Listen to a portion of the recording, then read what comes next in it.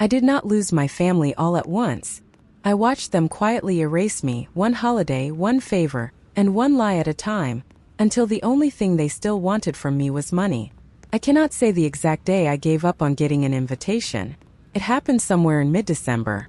That is usually when the family group chat comes alive. People start arguing about who brings what food, who forgot the last ugly sweater, and whether we are doing Secret Santa or skipping it again. This year my phone stayed quiet. No messages. No photos. Not even one of my dad's awful holiday jokes that he always forwarded like clockwork. First, I told myself it meant nothing. Maybe they were just slow this year. I figured my mom, Linda Harris, was behind it. She was the kind of woman who planned everything down to the last ribbon and bow. She never missed a detail. Maybe she was setting something up and wanted it to be a surprise. That sounded like her. Or maybe my younger sister, Emily, was involved.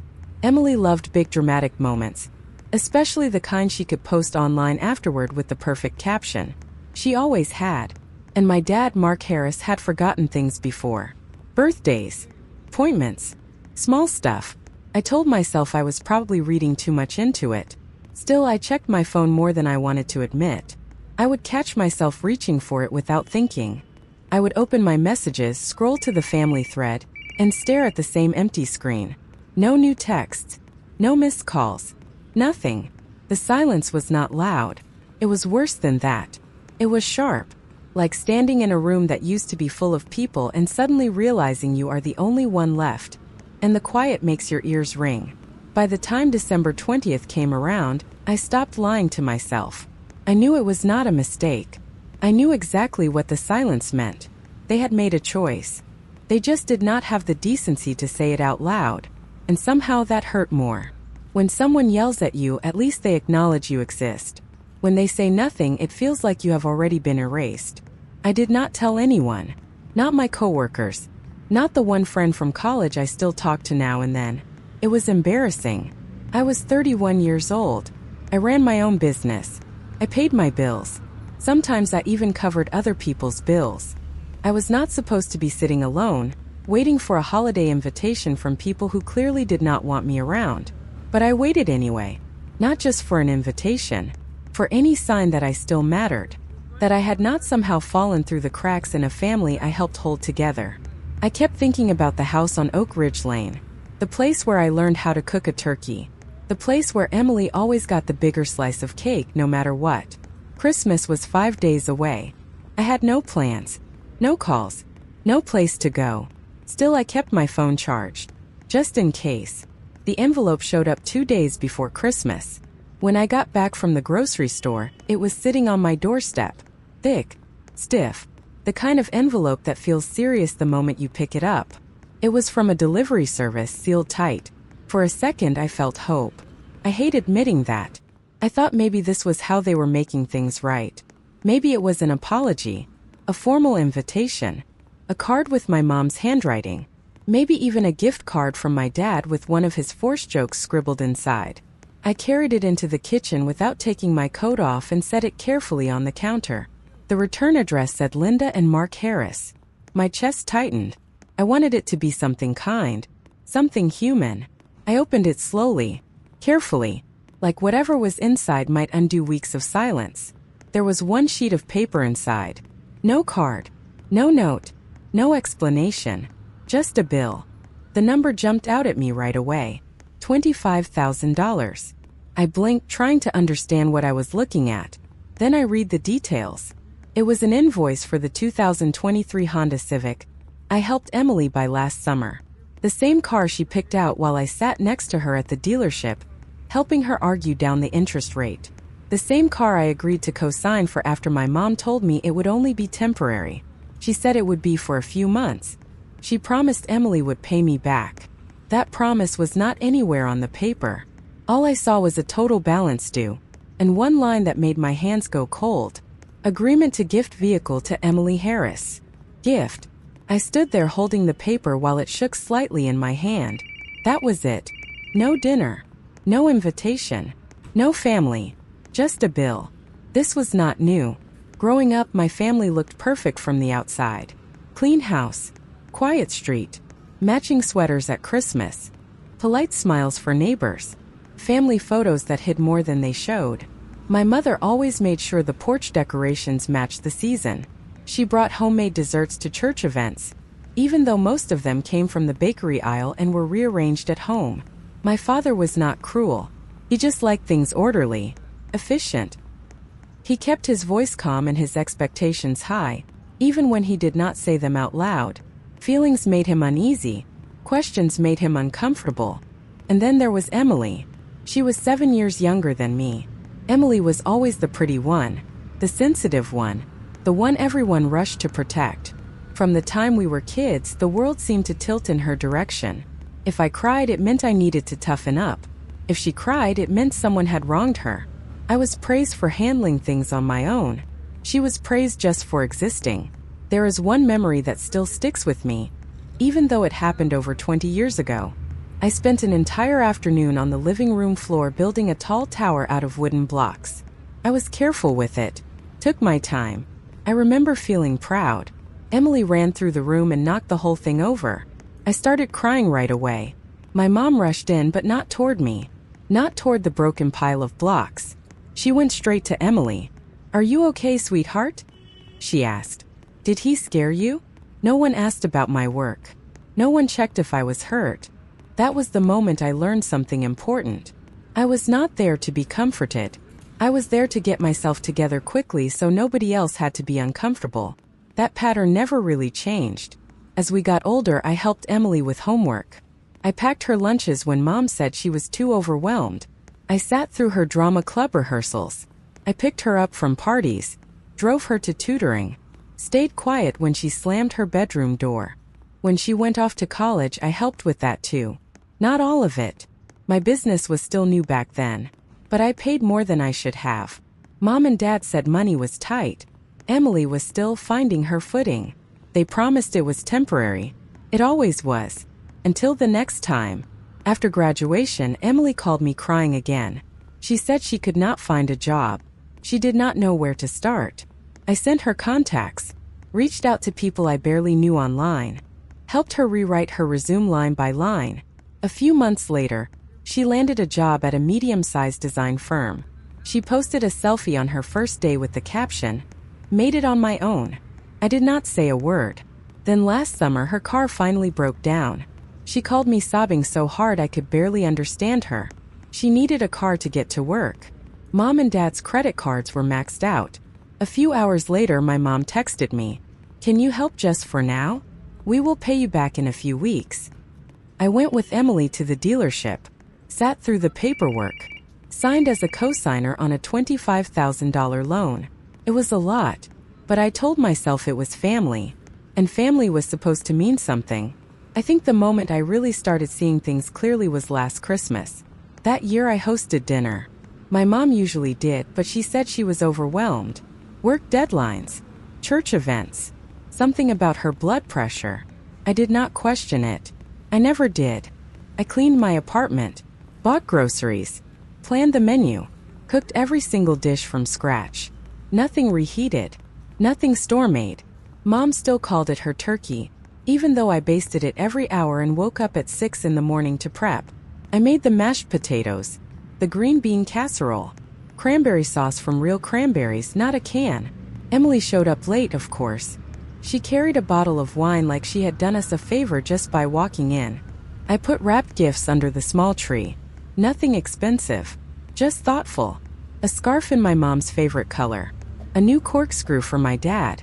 For Emily, I framed a photo of us from a beach trip years earlier. She barely unwrapped it. We sat down to eat. Plates were passed. Small talk filled the room. I was exhausted, but in that quiet way where you feel satisfied because you did something right, even if no one says it out loud. Then my mom looked at me. Really looked at me. Her voice went bright and sharp. "Why are you not wearing heels? It is Christmas. We have guests." I looked down at my feet. Plain clean flats. My back hurt. My hands were still red from oven mitts. And suddenly I felt small. I had done everything. And all she saw was what I was not wearing. It was not the first time something like that happened, but it felt like the last straw. This year, I did not even get a group message. That family chat used to be busy this time of year. Last-minute questions. Recipe links. My mom reminding everyone not to forget to defrost the rolls. Somewhere between Halloween and December, my name disappeared. No announcement. No explanation. There did not need to be one. The silence said enough. I kept thinking maybe someone would reach out privately. But the days passed. Nothing happened. I finally sent one short message. Are we still doing anything this year? Stayed there. Delivered. Unread. Then I noticed the group photo had changed. A new one, probably from Thanksgiving. I was not in it. Emily, meanwhile, was active online. Her social media was full of holiday lights, wrapped presents, fresh garlands on the banister. I recognized the ornaments on the tree. Most of them were ones I had bought over the years, picked up after Christmas sales, chosen on quiet afternoons when I wanted to bring something nice back to my parents' house. There was one photo in particular. One photo stopped me cold. Emily was standing next to the Christmas tree, smiling wide, holding a mug that said, "Family is everything." The caption underneath read, "Cannot wait to be with my real ones this Christmas." Those two words stayed in my head longer than they should have. They should not have hurt, but they did, because I knew exactly what she meant. Real did not mean honest. It did not mean loyal. It meant present, and present did not include me. I kept scrolling. Her car showed up in photo after photo, still clean, still shiny. In one picture, shopping bags spilled out of the trunk. In another, she was laughing behind the wheel, tagged at an expensive outlet mall I could never justify shopping at even before I signed that loan. My stomach tightened. I looked away from the screen and blinked hard. That was the car I was paying for. That was the family I used to belong to. For a short time, I actually thought about paying the invoice. The paper sat on my kitchen counter for 2 days. I did not open it again, but I never moved it. Every time I walked past, I could feel it there. Not accusing me. Waiting. Like it already knew I would give in. I told myself it would be easier. If I paid it, maybe things would smooth over. Maybe they would remember me again. Maybe next Christmas would feel warmer. Less empty. It would not have been the first time I paid to keep the peace. But then I read the invoice again. Slowly, carefully. The line about a verbal agreement caught my eye. The claim that I had offered the car as a gift. That was not a misunderstanding. That was something made up. Then I read the last section. Due to Claire's disruptive and unreliable behavior, payment is requested in full before the end of the year. Disruptive. Unreliable. I said the words out loud in my quiet apartment just to hear how ridiculous they sounded. Me, the one who signed the loan. The one who helped raise their daughter when they were tired or distracted or more concerned with appearances than effort. The one who always showed up. Unreliable. I walked into my bedroom and opened the filing cabinet. I pulled out the paperwork from the dealership. There it was, clear as day. Primary cosigner, Claire Harris. Secondary name, Emily Harris. I had always thought cosigning just meant responsibility. I did not realize it also meant rights. I sat down at the kitchen table and spread everything out. The invoice, the contract, my bank statement showing each monthly payment quietly leaving my account. Maybe I was not disruptive. Maybe I was just finished. December 26th came quietly. The day after Christmas. No phone calls. No apologies. Just frost on the windows and a sky that could not decide whether it wanted to snow. I got up early. Made coffee. Took a real shower. The kind where you wash your hair and choose clean clothes on purpose. I did not want to look angry. I wanted to look prepared. White blouse. Dark pants. Coat buttoned all the way up. I packed a folder I had stayed up half the night organizing. Loan documents. Payment records. The original financing agreement. And a letter written by a lawyer who knew a lawyer. Nothing dramatic. Just facts. The dealership was quiet, slowed down by the days after the holiday. The receptionist offered me coffee. I said no. My hands did not shake. I asked to speak with someone from finance. A man named Mr. Henderson came out a few minutes later. Middle-aged. Polite. Careful. I introduced myself and slid the folder across his desk. I am listed as the primary cosigner, I said. The agreement was that I would be reimbursed. That has not happened. He flipped through the papers. His eyebrows lifted slightly as he read the letter. "So you are asking to start repossession?" he asked. "I am saying I have legal grounds to do so," I replied. My voice stayed even. "The payments came from me.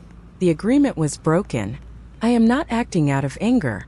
I am protecting my credit and my future." He nodded and stepped out to make a few calls. I waited in silence while snow began falling outside the window behind his desk. My phone buzzed once. The lawyer checking in. I typed back, "It is moving." When Mr. Henderson returned, he told me the paperwork would be processed that afternoon. Within 48 hours, the car could be taken from Emily's driveway. Possibly sooner. I thanked him. Not because I felt grateful, but because I wanted to end the conversation cleanly. For the first time in years, I was not explaining myself. I was not apologizing. I was not softening my words. I was just acting. It happened faster than I expected. By the morning of December 28th, the car was gone. The car was taken before the sun came up. No noise woke anyone. No flashing lights. No shouting in the street. By the time morning arrived, there was only an empty stretch of concrete in Emily's driveway where the Honda Civic had been parked. That kind of quiet absence carries weight. It does not argue. It does not explain. Just exists. I did not witness the tow truck. I did not need to. What mattered came later. That same afternoon, Emily went live online. Someone sent me the clip. I watched it once. She looked shaken in a way that felt carefully uncontrolled. Her voice trembled. Her eyes were red. Her makeup was smudged just enough to suggest she had been crying for a while. The title across the screen read, "My sister stole my car." She started by crying. Deep breaths. Pauses. Then she began talking. Her story was made of fragments. Some parts were true. Others were bent just enough to change the shape of the whole thing. "She did not even tell me," she said, her voice cracking. "One day it was there, and the next day it was gone. Who does that to their own family?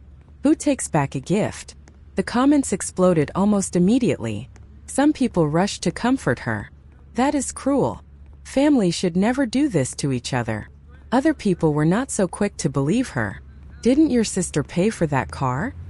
Maybe return the money instead of crying online." This sounds like embarrassment, not heartbreak.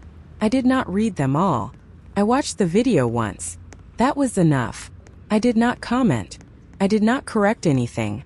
I did not post proof or screenshots or explanations. I closed the application. Then I blocked her. After that, I blocked my mother. Then my father. Then 2 cousins who started sending messages that sounded neutral but were not. Things like, "We just want to understand," even though their tone already carried judgment. I was not angry anymore. I put the entire situation into a quiet place in my mind and stopped visiting it. I did not replay conversations. I did not imagine better outcomes. I let it go because there was nothing left to hold. The first phone call came on New Year's Eve. I let it ring. Then another came. Then another. My mother. My father. Both of them trying one after the other. I finally answered days later. Not because I felt obligated. I was curious. I wanted to hear how they described me now. My mother spoke first. Her voice was sharp, offended, full of panic dressed up as anger. "How could you do this?" she demanded. "Emily is devastated. You humiliated this family." Then my father jumped in. He usually stayed quiet, but his voice was rough and tight. "You ruined Christmas," he said. "You embarrassed your sister. This was cruel." I listened. I did not interrupt. I did not argue. They were not talking to me anyway. They were talking to the version of me they needed to believe in. Then the tone shifted. The anger drained away and something weaker took its place. "She needs that car for work," my mother said more quietly. "We cannot afford another one," my father added. There was a pause. "Please," my mother said. "Can we just talk this through?" I stood by the window. The sky was gray. The trees were bare. Nothing dramatic.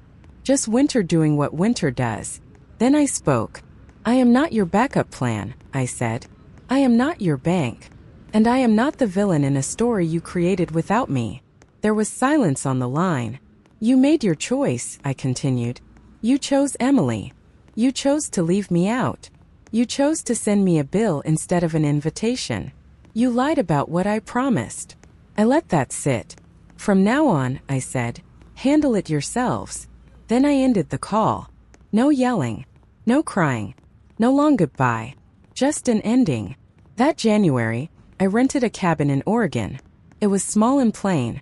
1 bedroom. No wireless internet. Pine trees in every direction. The kind of quiet that does not distract you. The kind that forces you to slow down. Every morning I went walking. Cold air. Steady breath. Snow crunching under my boots. I read old paperback books by the fireplace. I drank tea without checking the time. The silence there did not hurt. It felt honest. One afternoon, I drove into a nearby town and bought a simple white card. No glitter. No fancy lettering. Nothing printed inside. Back at the cabin, snow sliding past the window, I wrote 3 words. Merry Christmas. I did not sign my name. I did not include a return address. Just their names. Their house. The place where I once tried so hard to belong. I mailed it on my last day in Oregon. When I returned home, I unpacked slowly, hung up my coat, put water on for tea. For the first time in years, I did not wait for the phone to ring. I did not wonder what they would say next, because I had already said what mattered. And this time I said it for myself.